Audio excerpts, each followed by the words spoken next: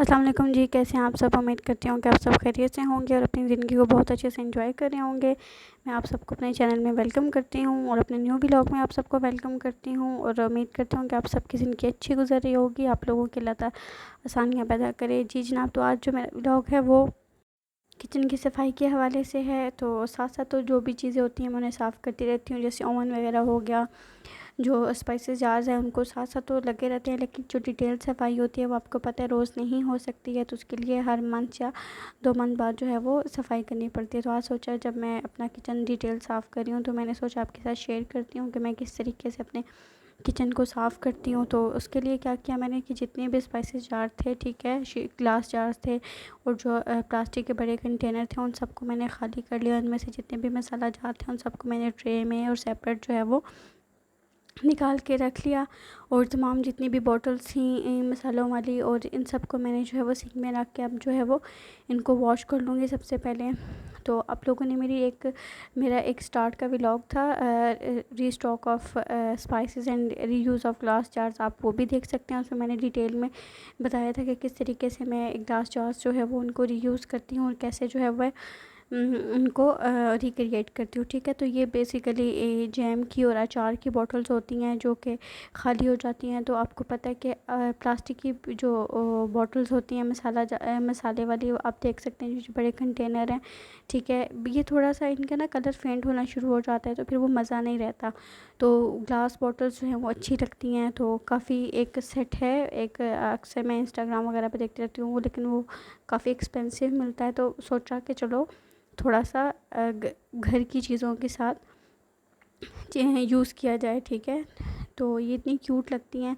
तो उसमें आप देखेंगे कि मैंने किस तरीके से किया था। अच्छा चीज़, तो बस मैंने सारी जो भी जितने भी कंटेनर्स हैं इन सबको मैंने धो के रख दिया ताकि ये ड्राई वगैरह हो जाए, इनसे पानी नहीं चढ़ जाए और फिर लास्ट में जो है वो इनको ड्राई कर लूँगी। तो ये आप बॉटल देखें, ये मेरी ऑयल की बॉटल थी और ये बिल्कुल न्यू बॉटल थी। जब लास्ट टाइम मैंने किचन की सफाई की थी तो मैंने ये न्यू बॉटल मंगवाई थी और इसको ये थोड़ी सी ग्रीसी ऑयली ग्रीसी हुई हुई थी। तो मैंने क्या किया, इसमें मैंने गर्म पानी डाल के जब इसको शेक किया तो इसका ये हशर हो गया। तो मेरा अब कोई मूड नहीं था इसको जो है वो दोबारा से यूज़ करने का। तो मैंने खैर अपने अब्बा को बोला, मैंने कहा आप बाहर जाएंगे तो आप प्लीज़ मुझे नई बॉटल पता करिएगा, ला दीजिएगा। ये जो वाटर बॉटल होती हैं अमूमन हम लोग यूज़ करते हैं, ये वही वाली बॉटल है।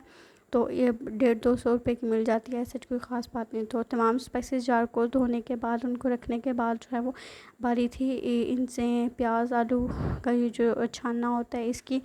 तो मौसम ऐसा है, बरसात का मौसम है, आपको पता है हर चीज़ में नमी आ जाती है। तो जो है वो प्याज में भी आपको पता है प्याज आलू भी थोड़ा सा ज़्यादा दिन निकल जाए तो इनके अंदर भी नमी आना शुरू हो जाती है। तो बस मैंने क्या किया कि मैंने इसको उठा के मैं बाहर लेके गई और उसके बाद जो है वो मैंने इनमें से प्याज को और लहसुन को और आलू को निकाल के मैंने अखबार के ऊपर जो है वो बिछा दिया। मैंने कहा थोड़ी सी इसको भी हवा लग जाए ताकि अगर कोई नमी वगैरह है तो वो ख़त्म हो जाए। मैंने एक जो है वो ये सेपरेट कर दिया हर एक पोर्शन को, और इनमें से जो आलू प्याज और लहसुन था इनको मैंने अलग कर लिया। प्याज बस ख़त्म होने वाला था और जो है वो अब्बा को कह दिया था कि ले आइएगा। तो ये देख सकते हैं कि 3-4 आलू जो है वो थोड़े से ख़राब भी हो रहे थे, तो बस इनको मैंने अखबार के ऊपर रख दिया अलग अलग करके कि ये अगर नमी है तो ड्राई हो जाए। फिर ये आप देखिएगा हालत क्या हुई हुई है। और ये जो इसमें आलू पड़े हुए थे और इसमें देखेंगे कितना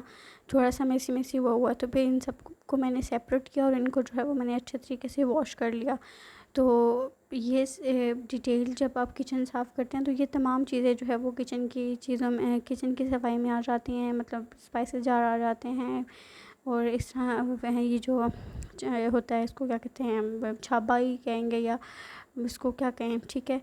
इनको कर लिया, ये देखिए सेपरेट कर लिए थे। फिर मैंने धो लिया और फिर जो है वो अच्छे से इनको मैंने साफ़ कर लिया। तो अब हम जो ख़वातीन होती हैं ना, हम लोग बस यही करती रहती हैं, ठीक है। हम लोगों को सुकून नहीं आता और कभी किचन साफ़ करेंगी, कभी क्या साफ़ करेंगी, काम करते भी रहो फिर भी ऐसा लगता है कि काम ख़त्म होने का नाम नहीं लेता।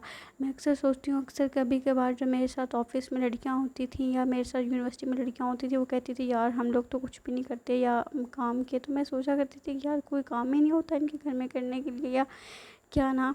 लेकिन मैंने देखा है कि अगर आप देखो तो बहुत काम होता है, ठीक है, आप करो तो भी घर की एक, अगर आप घर का एक हिस्सा भी ले लो ना, उसका ख्याल करना, तो आपको पता लगेगा कि कितना ज़्यादा जो है वो काम होता है करने के लिए।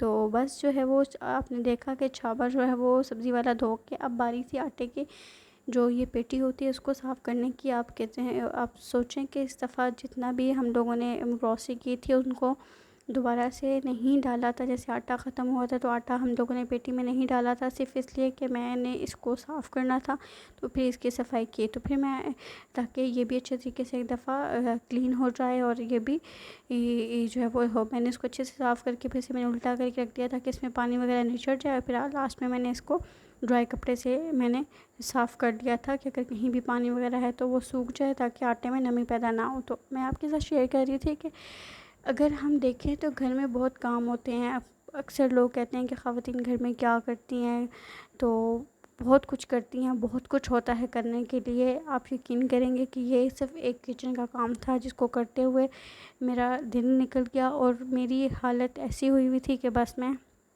आपको नहीं बता सकती।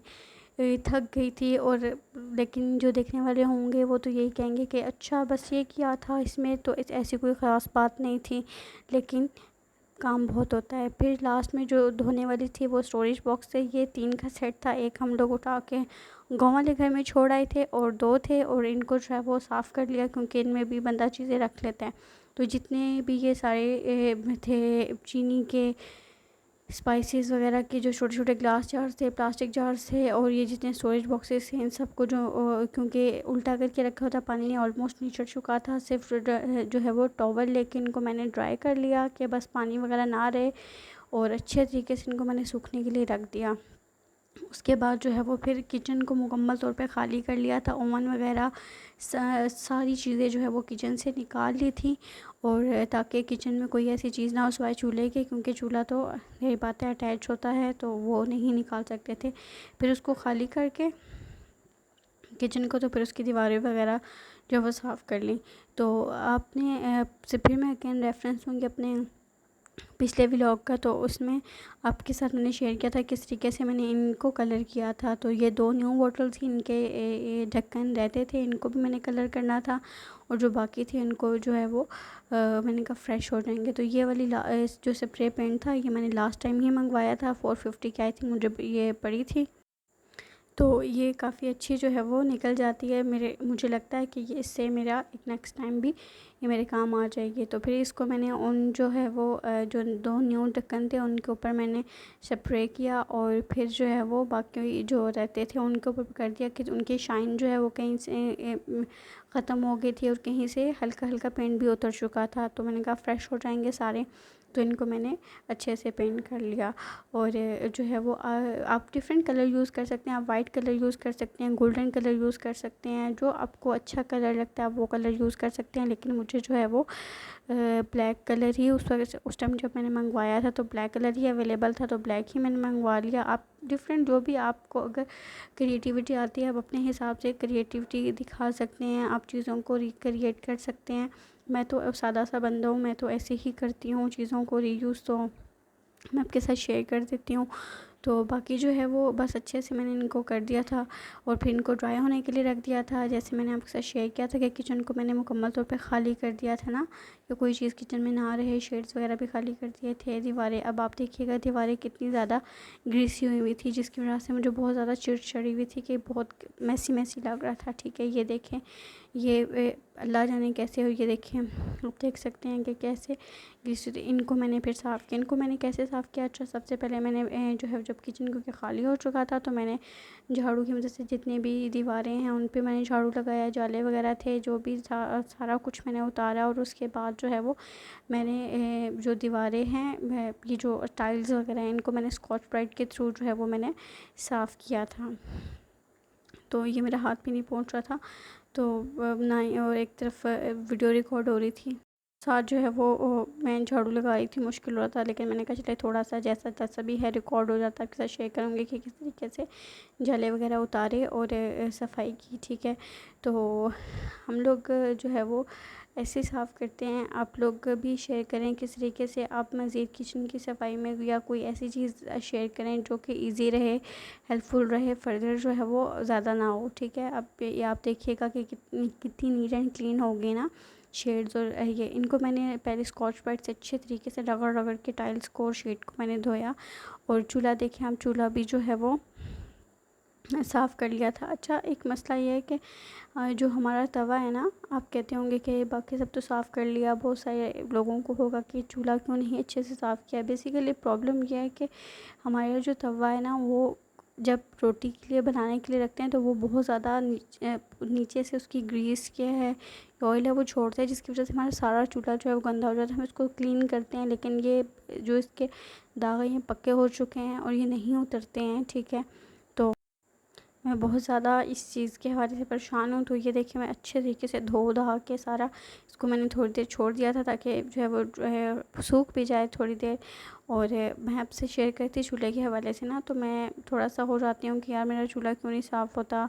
और जो है बाकी तो हम जितना हो सकता है उससे साफ़ कर देते हैं, ठीक है। बस ये जो इसके हैं जो जला हुआ है ये ठीक नहीं होता। तो आपको कोई तरीका आता है तो आप प्लीज़ शेयर करें जिस तरीके से मैं चूल्हे को साफ़ कर सकूँ। मैंने एक दफ़ा दराज पे एक देखा था, वो पता नहीं फ़ोम था कि क्या था, उसके ज़रिए जो है वो साफ़ कर सकते हैं। फिर मुझे याद नहीं रहा और मैंने उसको ऑर्डर करने के लिए लगाया था, लेकिन फिर मुझे याद नहीं रहा उसको ऑर्डर प्लेस करना। लेकिन एनीवेज़ मैं उसको ट्राई करूँगी, आपके साथ शेयर करूँगी क्या रिज़ल्ट आता है।